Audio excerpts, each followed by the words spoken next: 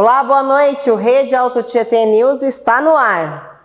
Cantor sertanejo João Carreiro morre aos 41 anos. A morte ocorreu nesta quarta-feira durante um procedimento cirúrgico de válvula cardíaca em um hospital lá no Mato Grosso do Sul. A informação foi divulgada nas redes sociais do cantor. Ele nasceu em Cuiabá no dia 24 de novembro de 1982 e se tornou nacionalmente conhecido durante o período em que fez dupla com o cantor Capataz. Me tocou e na bina apareceu.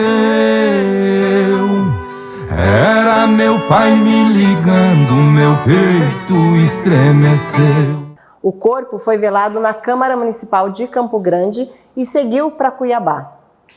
Buscas por helicóptero que desapareceu em São Paulo se concentram em Salesópolis.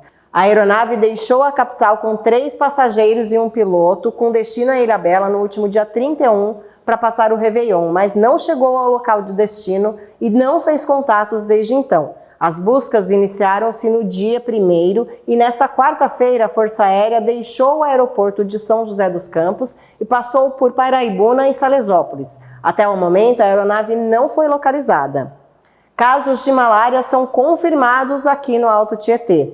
Dentre os infectados estão moradores de Suzano e Mogi das Cruzes. O caso mais recente de Suzano é de um bombeiro de 42 anos que esteve na área da Mata Atlântica, próxima ao litoral, durante uma operação. O segundo caso é de um engenheiro agrônomo de 33 anos que voltou de viagem da Angola, de onde já veio em tratamento contra a doença em novembro. Já em Mogi, o caso confirmado é de uma pessoa que também esteve envolvida em uma operação de resgate na Serra do Mar, entre os municípios de Biritiba-Mirim e Bertioga. As equipes estão em monitoramento para a busca de outras pessoas que tenham apresentado algum sintoma desta doença. E a GCM de Poá faz apreensão de drogas. A ação ocorreu nesta terça-feira durante um patrulhamento na Vila Perracini. De acordo com os agentes, um indivíduo que, ao notar a presença da viatura, fugiu para a área da mata. No local, a GCM encontrou uma sacola com mais de 673 invólucros. Todo o material foi encaminhado para a Delegacia Central. Ninguém foi preso. E no próximo bloco, forte chuva de quarta-feira gera acidente em Mogi. E mais, Prefeitura de Santa Isabel abre cadastro para vagas de estágio. Fique aí que já eu volto.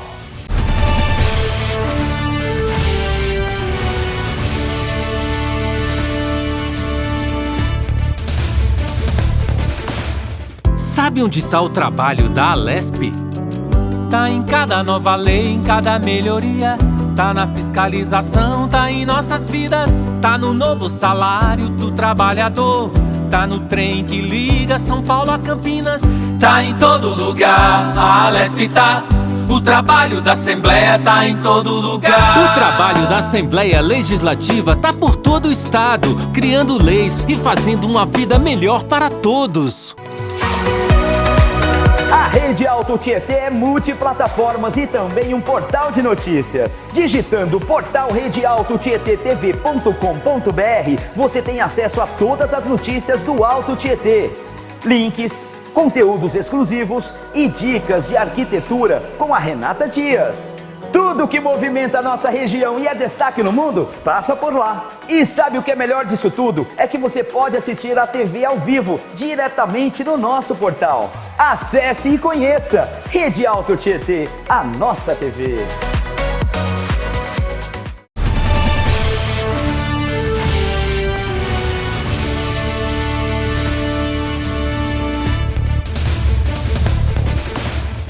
Forte chuva de quarta-feira gera acidente em Mogi das Cruzes. Dentre as ocorrências registradas está a queda de um muro em um motel localizado no Jardim Araci. Uma equipe especializada foi acionada para limpeza e sinalização do local. Ninguém ficou ferido. Além deste caso, a cidade apresentou diversos pontos de alagamento e também de transbordamento na região central, na Vila Natal e também no bairro do Socorro.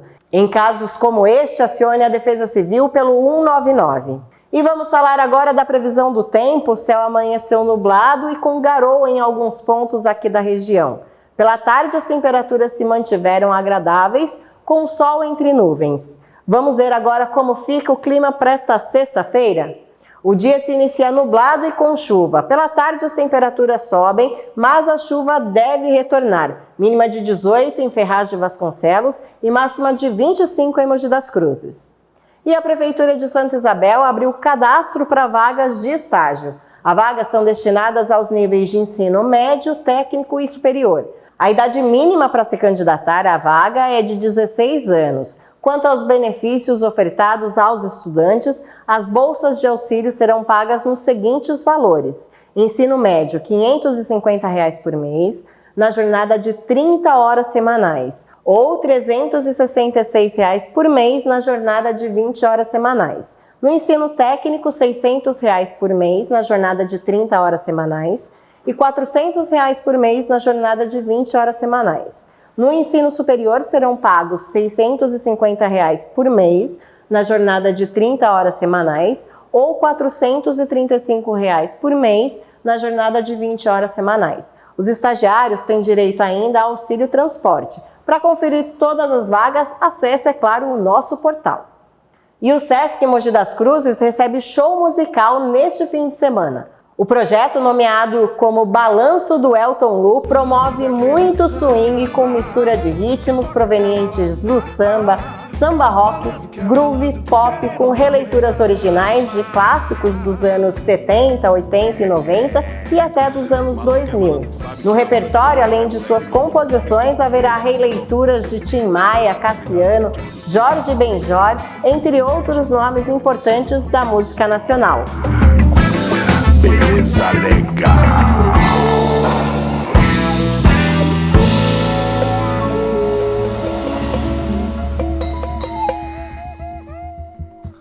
O show é de graça e acontece neste domingo a partir das 4 da tarde lá na tenda do Sesc, localizado na rua Rogério Tácola, 118, no bairro do Socorro, em Mogi das Cruzes. E no próximo bloco a gente fala sobre o esporte, fala sobre as contratações para 2024, fala sobre a Copinha e também sobre o Mogi Basquete. Já já eu volto, não sai daí não. E quem está comigo aqui no estúdio daqui a pouco é o Lucas Barreiros.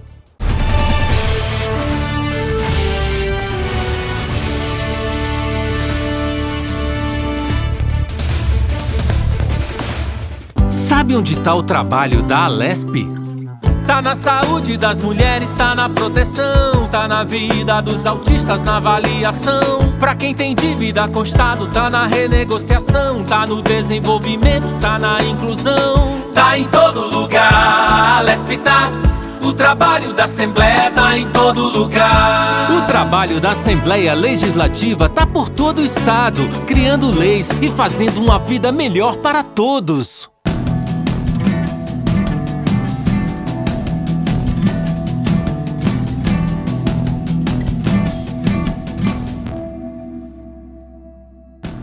Oi, tudo bem? Eu sou o deputado federal Rodrigo Gambale e quero te convidar para me acompanhar no Debate em Foco aqui na Rede Alto Tietê. Foi uma grande entrevista e eu conto com a sua presença. Obrigado.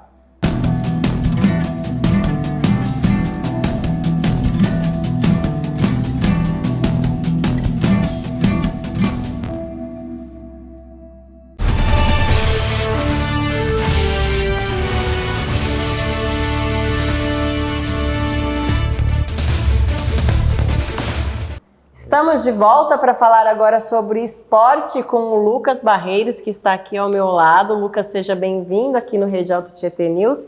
Primeiro assunto do dia, os reforços para 2024, né? Como que estão os times, as movimentações? Fala pra gente. Exatamente, Ana, muito obrigado. Exatamente, os times já começam agora a ter aquelas confirmações, né? Inclusive com nomes já anunciados e alguns outros já se encaminhando, né, para acertos ou então alguns interesses mais concretos. Então vamos começar aqui falando do Corinthians, que nessa semana, né, teve a posse do novo presidente, Augusto Melo, e ele já anunciou ali 3 nomes. Então o Corinthians acertou com o lateral esquerdo Diego Palacios, o volante Ranieri e o meio-campista Rodrigo Garro, esse que é um dos destaques do Tadieres, né? Chega aí para ser uma peça que o Corinthians não tinha há um tempo, né? Um meia que tem boas cobranças de falta, chutes de longe, e ainda tem aí as questões do Hugo, lateral esquerdo, que já teve, né, um pré-contrato com a antiga diretoria e deve ser anunciado nos próximos dias, nas próximas semanas, e o Félix Torres também, zagueiro aí equatoriano que disputou a última Copa do Mundo,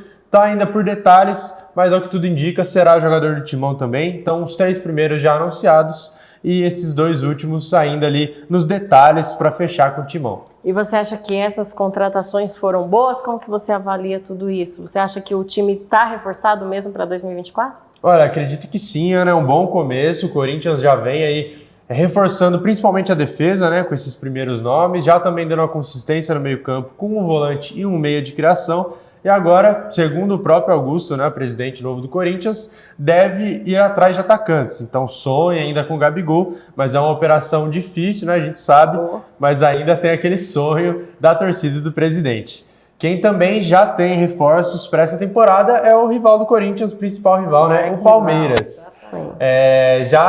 Em 2023 ainda fechou a contratação de Aníbal Moreno, primeiro volante aí que já foi anunciado anteriormente, e do atacante Bruno Rodrigues, esse que disputou o último Brasileirão pelo Cruzeiro. Então são os 2 reforços que já estão confirmados no Verdão, e ainda tem aquela questão do Caio Paulista, né? Que os São Paulinos tanto amaram nessa última temporada, acabou ali saindo de forma polêmica do tricolor, e é aí um dos alvos do Palmeiras no mercado. Você acha que vai?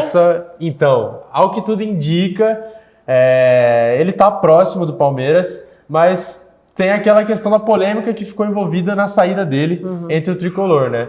Mas o destaque que fica ali para o interesse do Palmeiras, o principal interesse, é essa versatilidade do jogador, que pode atuar tanto na lateral esquerda quanto pela ponta. Então, visto ainda o interesse do futebol internacional no Vanderlan, que é um jogador da base do Palmeiras, da base não, né? Veio da base, já é uma realidade, mas caso ele saia, também fica mais forte aí esse interesse pelo Caio Paulista.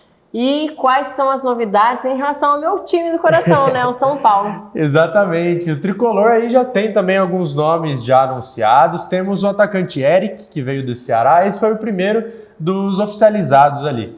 Temos também Luiz Gustavo, esse que teve passagem pela seleção brasileira, passagem pelo futebol europeu também e do futebol árabe. O Damian Bobadilla, esse que já chegou a enfrentar até o Palmeiras na Libertadores, fez gol, inclusive, contra o Verdão. É mais um jogador que veio para reforçar o São Paulo, né? Então tivemos ali primeiro o atacante Eric, o volante Luiz Gustavo e já um meia mais ofensivo, que é o Bobadilla. Por último, de interesse do tricolor, temos o Ferreirinha, ele que é atacante do Grêmio, né? Um atacante que já está lá há bastante tempo, e o tricolor insiste na contratação dele, por mais que esteja aí difícil recentemente, apresentou uma proposta no valor de 7 milhões e meio de reais. Nada, né? É um valor assim pequenininho. Simbólico. Por 35% dos direitos do jogador. Então, São Você acha que Paulo ele vem? aí... Olha, ao que tem sido noticiado, o São Paulo insiste nessa contratação. Por quê? O jogador... Porque é algo que o São Paulo assim vem sofrendo recentemente com essas opções pro ataque, né? Tivemos na última temporada bons nomes aí que não deram muito certo, como foi a questão do David, ele que veio do futebol internacional, jogou inclusive no Internacional de Porto Alegre, e aí chegou ao São Paulo, não conseguiu dar muita sequência, teve problemas de lesão. Tivemos também o atacante Erisson, que chegou aí bem no início, também teve problema de lesão, né? Estava emprestado ao tricolor. E aí na reta final ficou mais escasso a posição ali no ataque. Então, falta alguém estava que com o finalize, Caleri, com o Luciano, e o São Paulo vai em busca aí de encorpar esse elenco, que é um elenco qualificado, né? Não deixou muitas peças saírem, como você bem disse, trazer um jogador aí que finalize, e que é a característica do Ferreirinha também de ser muito ágil, muito rápido pelas pontas, então pode mudar aí esse ataque tricolor. Legal, vamos sair aqui da capital, vamos lá para a Baixada Santista, né? Falar do Santos. Sim, descendo ali um pouquinho. Olha, temos muitos nomes, viu? O Santos contratou exatamente 11 jogadores, então temos aí o time inteiro. Então já vamos passar aqui a lista pro pessoal. Temos o volante, né, Diego Pituca, que retorna ao Santos. Lateral direito, Aderlan, vindo do Bragantino. O Jorge, lateral esquerdo, emprestado aí pelo Palmeiras. Juliano e Gil, que vem do Corinthians, né, o meio-campista e o zagueiro, eles que deixaram o Corinthians no final da temporada. William Bigode, atacante aí, que teve passagens pelo Corinthians, pelo Palmeiras, pelo Cruzeiro também. Rômulo Otero e o Casares, né, dois meio-campistas que também são bastante rodados no futebol brasileiro, inclusive passaram pelo Timão. O lateral direito, Rainer, e João Schmidt, volante. São outros 2 nomes que chegam ao Peixe. E para finalizar, 2 atacantes aí, Marcelinho e Guilherme. São jogadores que o Santos foi ao mercado e contratou aí para encorpar o elenco. O que aconteceu com o Santos? Vamos recapitular. Ele se desfez inteiro? Pois é, Ana. Depois desse fiasco, né, que foi a última temporada, o Santos vem aí com um presidente novo, assim como o Corinthians. Quem assumiu no início desse ano foi Marcelo Teixeira, ele que assume aí essa presidência depois de uma polêmica gestão do Rueda, já chega promovendo essa reformulação do elenco santista, né? Então eles vêm apostando em nomes conceituados, né, nomes experientes já no mercado, experientes do futebol brasileiro, para um calendário que vai ser mais tranquilo para o Peixe, tem menos jogos, né, em comparação como foi em 2023, e agora já deve começar a pensar aí nessa pré-temporada, que o Santos tem bastante trabalho a fazer, inclusive com o novo técnico, né, um velho conhecido, Fábio Carille. Então, que cada um aposte no seu time nessa temporada, né? Exatamente. Já vamos ver, né, as definições, como que começam as pré-temporadas, daqui a pouco o Paulista já chega. Tá bom. E agora a gente está em janeiro, né? E tem sempre a copinha, a tradicional copinha. Quem jogou foi o Corinthians, foi o São Paulo, que fizeram vários gols, né? Conta pra gente como foram esses jogos. Exatamente, Ana. Essa chuva de gols aí proporcionadas pelo Tricolor e pelo Timão já aconteceram logo nessa estreia das equipes na Copa São Paulo de Futebol Júnior. Na última quarta-feira, os 2 entraram em campo. Primeiro, o São Paulo entrou em campo e bateu o Porto Vitória por 5-1, uma goleada sonora aí do Tricolor para começar com o pé direito na competição. E os gols foram marcados por Rian Francisco 2 vezes, né? Igor, Luiz Henrique e Henrique também. E aí o atacante PH descontou para o Capixaba. E vamos falar do Timão, né, que fez 6 gols aí na estreia. Sim, o Corinthians também estreou com o pé direito e lá em Marília bateu a equipe do Gi Paraná por 6-0. Os gols foram marcados aí por Léo Maná, que ele 2 vezes marcou primeiro de falta, né, para abrir o placar e depois encerrou essa goleada com um gol de pênalti. O Pedrinho, camisa 10 do Timão, também marcou 2 vezes e os outros 2 gols foram marcados por Igor e Kaique. Então, os rivais aí começando muito bem né? Nessa edição da Copa São Paulo.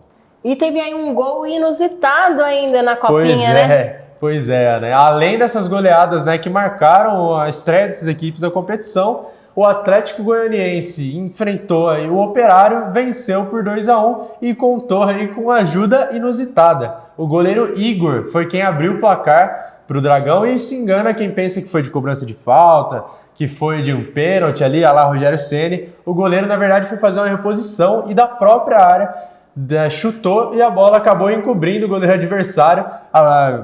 Tento aí que abriu o placar para a partida, de ouro, abriu, né, pro Dragão e que acabou vencendo depois. Sem dúvidas, inesquecível, né? Tanto para o time quanto principalmente para o goleiro, né? Vai ficar marcado. É isso aí. E a gente vai continuar aqui acompanhando a Copinha, acompanhando as novas contratações, né, dos times paulistas. E a gente também vai falar um pouco sobre o basquete, né? Mogi Basquete fechou a temporada aí com chave de ouro. Sim, Ana. Fechou esse 2023, né, com a chave de ouro. Conseguiu bater o São Paulo. São Paulo que foi vice-campeão da última edição do NBB. E fora de casa, o Mogi veio aí depois de, né, algumas derrotas, alguns tropeços em casa, conseguiu bater o Tricolor por 63-61, uma partida que não dispensou emoções, viu, Ana? E contou com um game winner, né, aquela cesta de último minuto para vencer a partida do Lucas Lacerda, armador que vem sendo o principal destaque do Mogi. Marcou ali depois de um início difícil do Mogi Basquete na partida, teve uma boa reação, conseguiu se reencontrar na partida e venceu muito bem para deixar ali aquela esperança para 2024, já que foi complicada o início da trajetória do Mogi, né, no NBB. Já tem alguma notícia sobre o Mogi Basquete? Sim, a equipe agora, né, teve esse descanso depois de enfrentar o Tricolor na reta final de 2023 e agora volta à quadra no dia 9 de janeiro, né, na próxima terça, para enfrentar a equipe do Pinheiros no ginásio Hugo Ramos, ou seja, Mogi jogando em casa, já estreando em 2024 na frente da sua torcida. NBB? Exatamente. Então vamos lá, torcedores de Mogi, pessoal aqui de Suzano, de todo o Alto Tietê, né, que gosta do Mogi Basquete, vamos acompanhar essa temporada, tá bom, gente? E muito obrigada então, Lucas. O Rede Alto Tietê News termina aqui. Uma ótima noite para você. Até mais. Até. Vovô, que aonde seu neto for, te leva no coração.